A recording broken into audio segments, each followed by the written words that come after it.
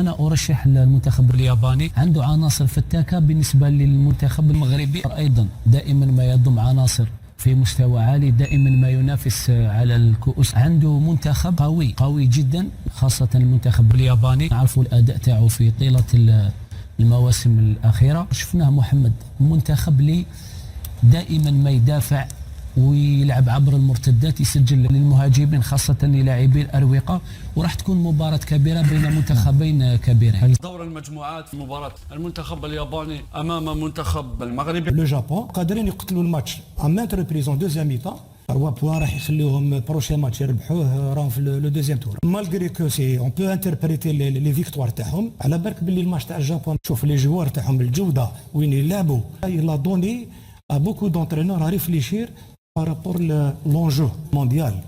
على بالك سي ان ايفينمون كبير، يا اون موتيفاسيون ناتورال. دونك كامل اللاعبين يحبوا يمدوا لو ميور دو مام، باش كاين بور بليزيور ريزون. تزيد قيمتهم، يمثلوا بلدهم، وزيد يلعبوا في ظروف ملائمه. وزاد على هذايا سي ميني شامبيونات باسكو لو بروميير تور فيه 3 ماتش، دونك يا با هذيك لا بريسيون بارابور لونجو. زايد على حاجه اخرى انه الكاميرون اللاعبين اللي عاود ترجعهم كيما ونقيسا، شفنا ان سارتان ايكيليبر في ليكيب كو دارو اون بروميير ميطون تريز اكسبتابل. يعني صراحه كانوا قادرين يسجلوا اون بروميير ميطون. الفوتبول نهار تراتي وما تستغلش الفرص اللي يكونوا عندك، تسنى كلش. لا جينيراسيون هذه اللي راهي موجوده، دونك مام لونترينور عارف كيفاش يجيري مام هذاك لي كار تاع ان بوت، قادرين يقتلوا الماتش ان مانت ريبريزون دوزيام ميطون. رانا معاهم واحد يكون كوريكت. ils ont présenté quand même un bon visage, un visage acceptable. كنت تكلمت انت على لو ريتم، سي فري كو لو ريتم بارابور على بالك باللي الماتش تاع الجابون شوف لي جوار تاعهم الجوده وين يلعبوا. il a donné à beaucoup d'entraîneurs à réfléchir par rapport l'enjeu. et puis ما غامروش كثير. ونقول انايا لو بروميير تور هذايا خاصه لا بروميير جورني عند لي ناسيون كامل يقول لك ليسونسيال ما نخسرش. هذاك لو ان بوان عنده لو بوا تاعو، واذا كانوا 3 بوان سي امبور ميو. اما كي تخسر راك راح تدخل في حسابات واحد اخرين في لا دوزيام جورني، وهي الدخله ديما صعيبه كاع للناس. باسكو في الاخر احنا نعرفوا لا كومبيتيسيون لو سول انسترومون اللي خلينا نقيموا ونقدروا المستوى تاعنا مع الاخرين. واليوم البطوله غير كما بدات، نقول انا ماشي قضيه ريتم، لانه نتوما نهار كامل نتوما تنبحوا، واحد فلاح ينبح، الاخر درابكي ينبح، الاخر ما يفهمش حتى في الصحافه الرياضيه يهضر.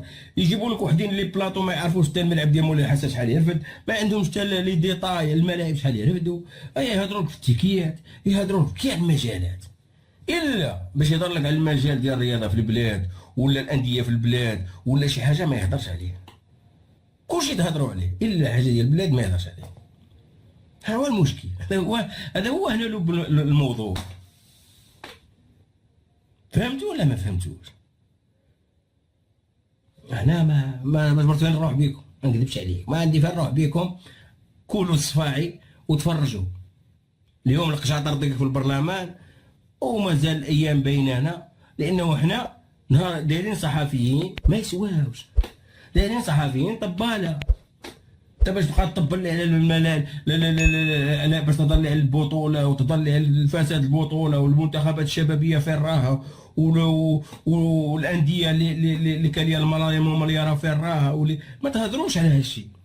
بصح القجع تاع الشاوبيه تفطروا به دايرين محتوى 3 سنين.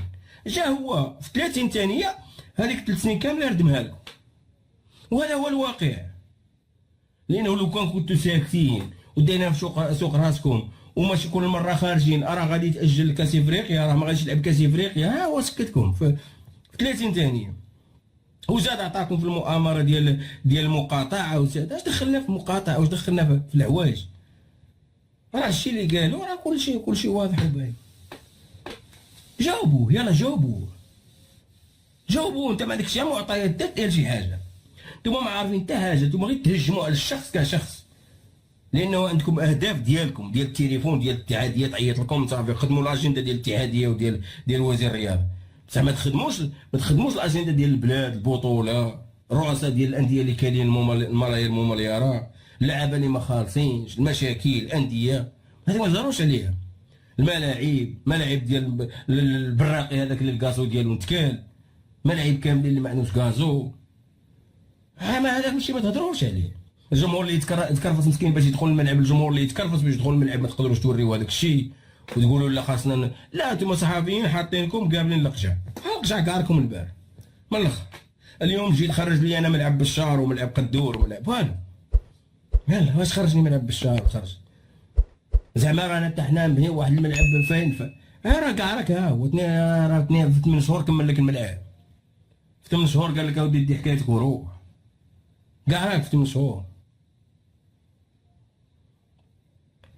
شفتوا الفهامات وين خرجكم؟ هذا هو الحقيقة، هذا هو الواقع.